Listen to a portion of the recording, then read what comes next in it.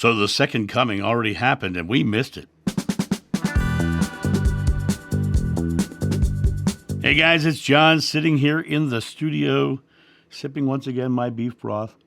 It's so good. It's like sipping a soup without things in it. It's really good. I wanted to hop on and talk about this concept of the second coming, and the interesting thing about the Bible that I find interesting. And I'm not a Bible scholar like Dan McClellan, but when you read the Bible, it's very interesting to me that all of the stories of his coming all are mostly people saying that he will come. It's not him saying it per se. The only time he really says it in the Bible is, Joshua says it in the Bible, is when he says that his disciples will not taste death before the Son of Man returns again. In other words, he was going to come back in that time frame. He was going to come back in that contemporary time where these people were still alive, where before they had crossed over to the other side, before they had died, in that lifetime, in that generation, he was going to be returning. And I find it interesting because whether you believe he resurrected or not, I personally believe he did, because in my regression, I remembered a moment after the crucifixion. And so I have that memory of dropping on my face in front of him and having him just laugh at me for dropping on my face in front of him.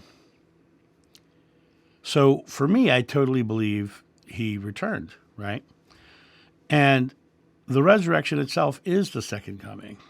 And when you look at it from the perspective of he came, he died, he came again. That's the second coming, right? And when you look at it from the perspective of the Bible, it's usually Matthew that everyone talks about Christ returning in the clouds, or in Revelations he will come as a warrior king, and all these various aspects. But it's not quoted as him saying that. The only thing that really is that him saying is that this generation shall not taste, these people here will not taste death before I return. So when you think of the second coming, what you have to think about is all of these apocalyptic teachers and Judaic sects that were pushing messianic beliefs were all coming at it from their own personal agenda. And in reality, to say that, your salvation is coming, it keeps people in the faith, right? So even in Judaism, they don't believe Yeshua was a Messiah, which neither did he, by the way. But they're still waiting for the Messiah to come, right? In Christianity, we're still waiting for Yeshua to come again, or Jesus to come again, depending on how you'd like to say his name. And when I look at this perspective of the second coming, if in fact he was right, and the quote is right, that you shall not taste death before seeing the Son of Man come again, then the resurrection itself has to be the second coming. And that's the interesting perspective of all this. Are there any evidences of archaeologically of that he resurrected? No, right? So scientifically, you really can't prove any of it. But so it always comes back to that: what are you choosing to believe? And that I love when Dan McClellan talks about negotiating with the Bible. You've negotiated. This is my belief, so now I've negotiated the Bible must mean this. And I think that's very true. I think we all negotiate with these ancient texts dependent upon our personal beliefs. But the reality of it is the second coming already happened. All of those things that were happening in the time period. And like I said, and I've been saying for years, the actual letter of Revelation and I say it that way, letter of Revelation, was to warn of Nero.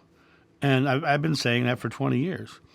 And when you look at the perspective of it, it always comes back to this idea of all of these writers of the time trying to keep people in the faith.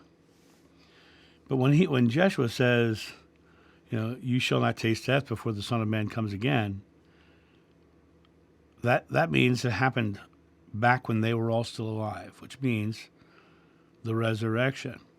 And what's interesting, he also says, before you will see the Son of Man come again. And I have a memory of John seeing him again, which doesn't necessarily mean, before you see the Son of Man come again. He's not speaking to the world.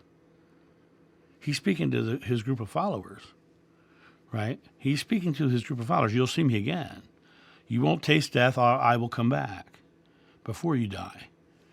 And so this idea of the second coming being some apocalyptic thing of him coming in the clouds and all that stuff, he never said that. These are other writers who are saying that. And when you come back to that perspective of this is a man who found something within himself that connected him to something greater, and he was showing us that. The greater works than I've done, you will do. So it comes back to that idea that second coming was him showing us, the followers, that, yes, I came back, right? Now, I've often talked about the resurrection being really something that the Hindus talk about the gurus who come to the raging river, and rather than fording the river, they project their consciousness to the other side of the river, manifest their body around it, and continue walking. That's resurrection. They're resurrecting their body in a different space, different place. And I think that's what Joshua did. I think while in the tomb, he literally manifested his consciousness. He projected his consciousness and manifested his body. And so that would make perfect sense to why when in the Bible it talks about the women coming to him and him saying, do not touch me, I'm not fully back. It's because he was still in process of manifesting his body in the physical. So the second coming is not about his triumphant return from the skies on a cloud. It's I showed you that I have transcended the body. Take heart, I have overcome the world.